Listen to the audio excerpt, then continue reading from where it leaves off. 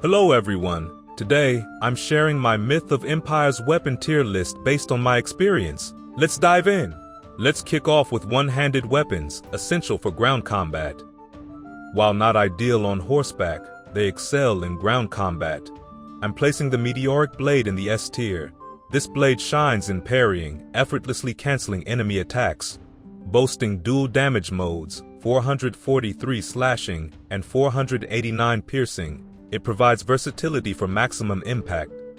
The main reason I put this to the S tier is the bleed overtime damage, which is extreme after you unlock the skills. Up next is the Black Iron Axe. It is not performing well if we compare it to the other one-handed weapons, and it deserves to be in the B tier.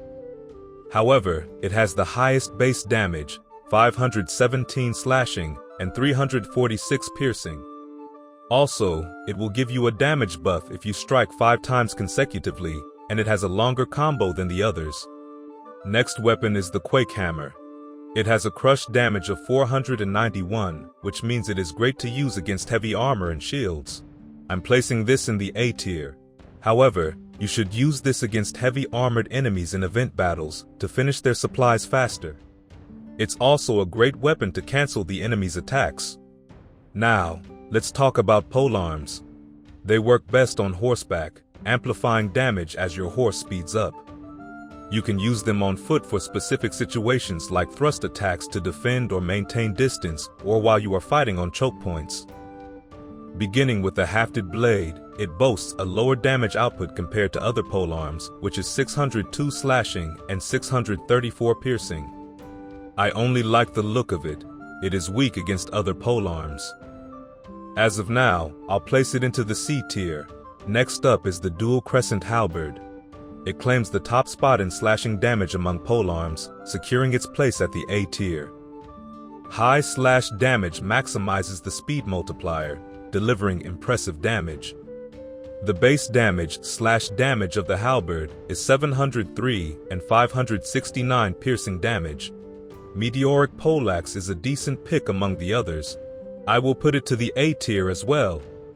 It has a 668 slashing damage and 534 piercing damage.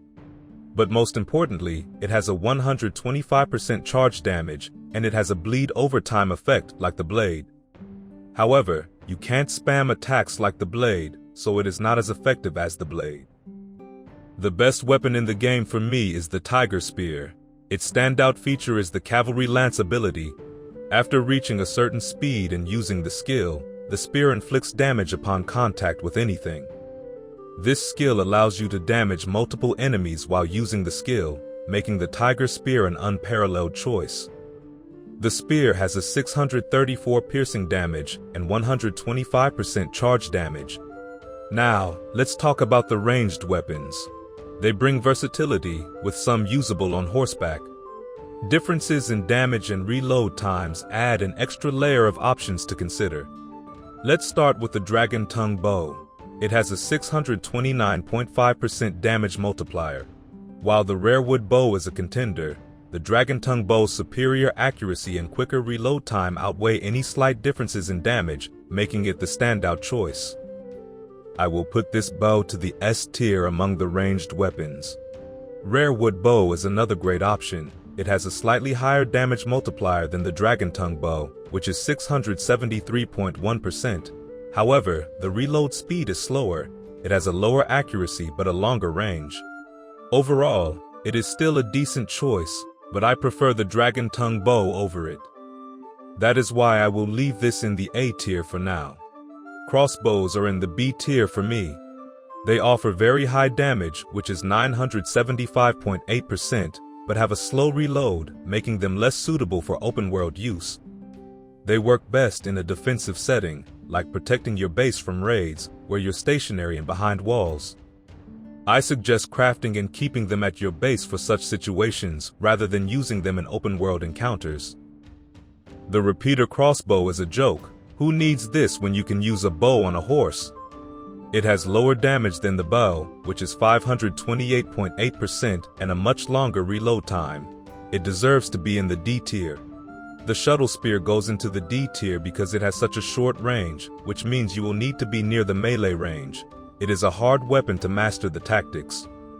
However, this weapon is perfect for large-scale combat.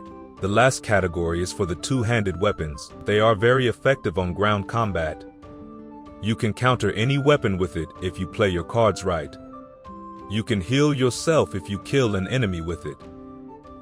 I will put the Meteoric Glaive to the C tier. It has a 476 and 544 piercing damage. It has a bleed effect, but again, you can't spam it like the blade, so it is not that very effective.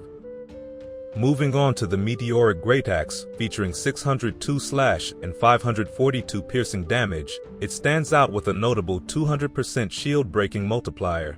This makes it particularly effective for smashing through shields. I will put it to the B tier for now. Our last weapon is the Meteoric Iron Mace, with 418 piercing and 572 blunt damage. I'm placing it in the S tier because of its impressive 200% armor damage and 200% weapon breaking damage multipliers. This makes it highly effective in event battles, where it can both damage and break your enemy's armor and weapon simultaneously. Thank you for watching my video. Please like and subscribe to support me.